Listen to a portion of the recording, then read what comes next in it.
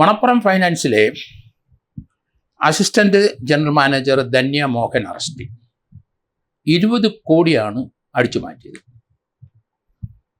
കേരളത്തിലെ അങ്ങോളം ഇങ്ങോളം ഇന്ത്യ മുഴുവനും മണപ്പുറം ഫൈനാൻസ് ഉണ്ട്. ധാരാളം ആയിരക്കണക്കിന് ബ്രാഞ്ചുകളുണ്ട്. കഴിഞ്ഞ 18 വർഷമായി ഈ മണപ്പുറം ഫൈനാൻസിൽ വലപ്പാട്ടിലെ അവിടുത്തെ ഓഫീസിലെ അസിസ്റ്റന്റ് ജനറൽമാരായിട്ട് വർക്ക് ചെയ്യുകയാണ്. പല സ്ഥലങ്ങളിലും വർക്ക് ചെയ്തിട്ടുണ്ടാവും. കഴിഞ്ഞ ദിവസം അവരുടെ ഒരു ട്രാൻസാക്ഷൻ അത് കമ്പനി ആപ്ലിക്കേഷൻ്റെ ഹെഡ് നോക്കിയപ്പം അവരുടെ പേഴ്സണൽ അക്കൗണ്ടിലേക്ക് പോയിരിക്കുന്നു. സംശയമായി പരിശോധിച്ചു. ഡിജിറ്റൽ ലോണുകളൊക്കെ കൊടുത്തിട്ടുണ്ട്. ഏതായാലും 20 കോടിയുടെ തിരിമറിയാണ് നടത്തിയിരിക്കുന്നതെന്ന് കണ്ടെത്തി. ഒട്ടും താമസിച്ചില്ല. കമ്പനി ആപ്ലിക്കേഷൻ മാനേജർ നേരെ വലപ്പാടെത്തി. അവിടുത്തെ ശാഖയിലാണ് ഇപ്പം വർക്ക് ചെയ്യുന്നത്. അവിടുത്തെ പോലീസിൽ പരാതി കൊടുത്തു. പോലീസ് പരാതി ലഭിച്ചു. പോലീസ് കേസെടുത്തു. 20 കോടിയുടെ ട്രാൻസാക്ഷനാണ് നടത്തിയിരിക്കുന്നത്. കമ്പനി ആപ്ലിക്കേഷൻ നോക്കിക്കഴിഞ്ഞപ്പം 8000 ഇടപാടുകൾ ഫേക്കായിട്ട് നടത്തിയിരിക്കുന്നു. അത്രയും ട്രാൻസാക്ഷനിൽ ഏകദേശം 20 കോടി 19 കോടി 94 ലക്ഷം രൂപ കൃത്യം അത്രയും മറിച്ചിരിക്കുന്നു. ആ പണം ധന്യ മോഹൻ്റെ പേഴ്സണൽ അക്കൗണ്ടിലേക്ക്, അങ്ങനെ 5 അക്കൗണ്ടുണ്ട്. വീട്ടുകാരുടെ പേരിൽ 3 അക്കൗണ്ടുണ്ട്. അതിലേക്കാണ് 8000 ട്രാൻസാക്ഷൻ നടത്തിയിരിക്കുന്നത്. വലിയ രീതിയിലുള്ള തട്ടിപ്പാണ്. വലപ്പാട് പോലീസ് ഇവരുടെ ഓഫീസിൽ ചെന്നു. അവരവിടെ ഉണ്ടോ എന്നൊക്കെ അന്വേഷിച്ചു. പെട്ടെന്ന് ഇവർ സുഖമില്ല എന്ന് പറഞ്ഞ് അവിടുന്ന് മുങ്ങി. പിന്നീട് കൊല്ലത്താണ് പൊങ്ങിയത്. കൊല്ലത്താണ് ഇവരുടെ കുടുംബ വീട്.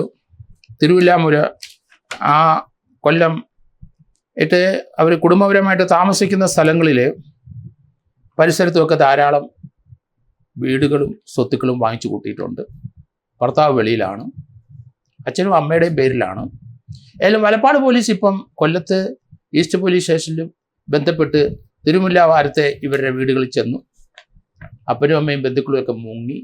കാരണം അവരൊക്കെ പണം അടിച്ചിട്ടുണ്ട്, വസ്തുക്കൾ വാങ്ങിച്ചു കൂട്ടിയിട്ടുണ്ട്. അത് ഇവിടുന്ന് കടത്തിയാണെന്ന് അറിയാം. മകൾ തെറ്റായിട്ട് രീതിയിൽ സഞ്ചരിക്കുമ്പോൾ അപ്പനും അമ്മയും അത് തടയണമായിരുന്നു, ചെയ്തില്ല. ആ പണം അവരും ഉപയോഗിച്ച് കെട്ടിടങ്ങളെല്ലാം വാങ്ങിച്ചു കൂട്ടി.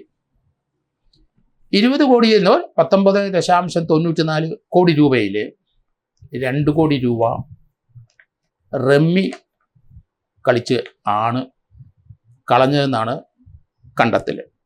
അവിടെയാണ് പിടി വീണത്.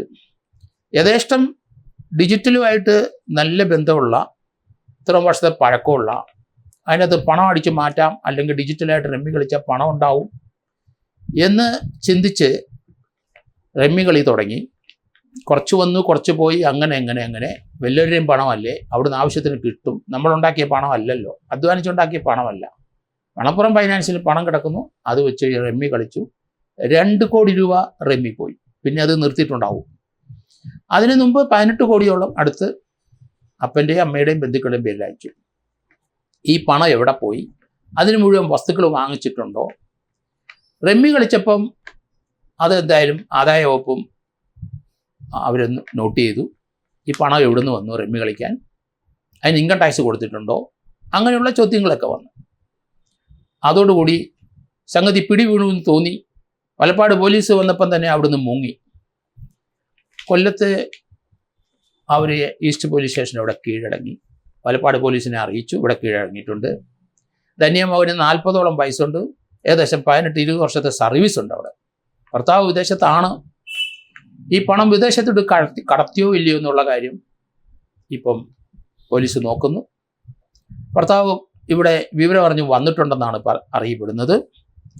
എന്തായാലും കമ്പ്യൂട്ടർ സിസ്റ്റമായിട്ട് നല്ല പഴക്കവും നല്ല പരിചയമുണ്ട് ഇവർക്ക്. കോംടെക് ആൻഡ് കൺസൾട്ടൻറ്റ് ലിമിറ്റഡ് എന്ന മണപ്പുറത്തിൻ്റെ സ്ഥാപനത്തിൻ്റെ അസിസ്റ്റന്റ് മാനേജറായിട്ടായിരുന്നു. കാരണം കമ്പ്യൂട്ടർ ലിറ്ററേറ്റ് ആണ്, കമ്പ്യൂട്ടർ നന്നായിട്ട് അറിയാം.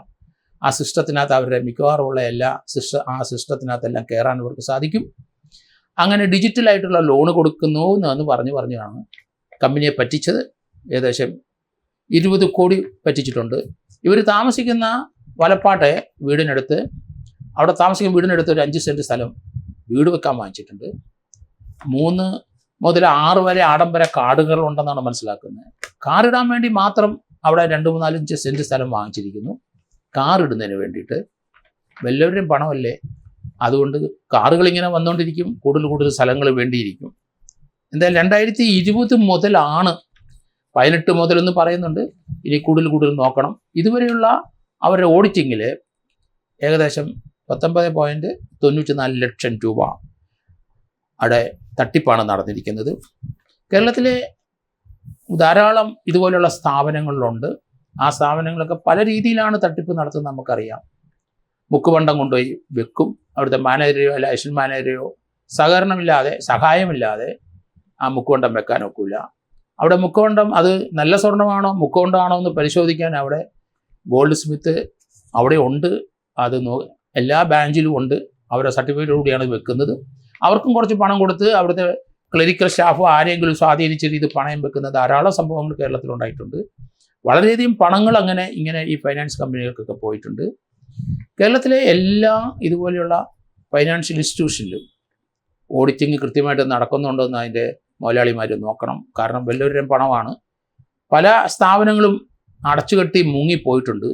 അവരൊക്കെ ഇതിനായിട്ട് കേരളത്തിലെ എല്ലാ ജില്ലകളിലും തന്നെ കേസുകളുണ്ട്. അവരൊക്കെ ഇന്ത്യയിൽ നിന്ന് കടന്ന് വിദേശത്ത് പോയവരുണ്ട്. അതുപോലെ ആയിരക്കണക്കിന് കോടി ലോൺ എടുത്തിട്ടുള്ള ഇന്ത്യയിലെ വലിയ വമ്പന്മാരെല്ലാം വിദേശത്തേക്ക് കടന്നു. കാരണം ബിസിനസ്സുകൾ ഡെവലപ്പ് ചെയ്യുന്നുള്ള ഫേക്കായിട്ടുള്ള റിപ്പോർട്ടുകളും ചാർട്ടേഡ് അക്കൗണ്ടിൻ്റെ കണക്കുകളെല്ലാം ബാങ്കിൽ ഹാജരാക്കി അതനുസരിച്ചുള്ള പണങ്ങൾ വാങ്ങിച്ച് ആഡംബര ജീവിതം നടക്കുകയും വിദേശയാത്ര ഇങ്ങനെ തുടർച്ചയായിട്ട് നടത്തിക്കൊണ്ടിരിക്കുകയും അവിടങ്ങളിലൊക്കെ സ്ഥാപനം നടത്തുകയും അങ്ങനെ ജീവിതം ആഹ്ലാദ നിലവാരത്തിലേക്ക് ഉയർത്തിക്കൊണ്ടുപോയി വലിയ പണം കൊണ്ട് അതിനുശേഷം ഇന്ത്യ വിടും. ഏതെങ്കിലും രാജ്യത്ത് സൈപ്രസ് ഉൾപ്പെടെയുള്ള രാജ്യങ്ങളിലേക്ക് അഭയം തേടി അവിടെ കേസും കൊടുത്ത് അവിടെ നിന്ന് ഇങ്ങോട്ട് ഇന്ത്യയിലോട്ട് കൊണ്ടുവരാതെ നോക്കാൻ അങ്ങനെ ജീവിച്ച് പ്രായം ചെന്ന് മരിക്കുന്നവരും ധാരാളം പേരെ നമുക്ക് കാണാം. ഇവിടെ ഇപ്പം ധന്യ മോഹൻ്റെ ഇതുവരെയുള്ള അവരുടെ കണ്ടെത്തിയിരിക്കുന്നത് 19.94 കോടി രൂപ മാത്രമാണ്. ഇനി എത്രത്തോളം ഉണ്ട് എന്ന് അറിയാനൊക്കില്ല. ഈ ഒരു സ്വഭാവം ഉള്ള ഒരു അശ്വജല മാനേജർ തീർച്ചയായിട്ടും അതിന് മുമ്പത്തെ കാലത്ത് ഈ ഡിജിറ്റലായിട്ടുള്ള ലോൺ അല്ലാതെ അതിന് മുമ്പ് ഇരുന്ന സ്ഥലങ്ങളിലൊക്കെ നോക്കണം. അവിടെയും ഇതുപോലെ തട്ടിപ്പ് നടത്തിയിട്ടുണ്ട്. ഏതായാലും ഫൈനലായിട്ടൊരു റിപ്പോർട്ട് പോലീസ് കിട്ടുമ്പോൾ മാത്രമേ അതിൻ്റെ തോത് നമുക്ക് മനസ്സിലാവുകയുള്ളൂ. ഏതായാലും ഇപ്പം റിമാൻഡിലാണ്, അവരെ കസ്റ്റഡിയിൽ വാങ്ങിക്കും. അതിനുശേഷം വീട്ടുകാർ ആരുടെ പേരിലോട്ടാണ് പണം അക്കൗണ്ടിൽ പോയത് അവർ വാങ്ങിച്ചു കൂട്ടി സ്വത്തുക്കൾ പോലീസ് കണ്ടെത്തണം, പിടിച്ചെടുക്കണം, അവരെ അറസ്റ്റ് ചെയ്യണം.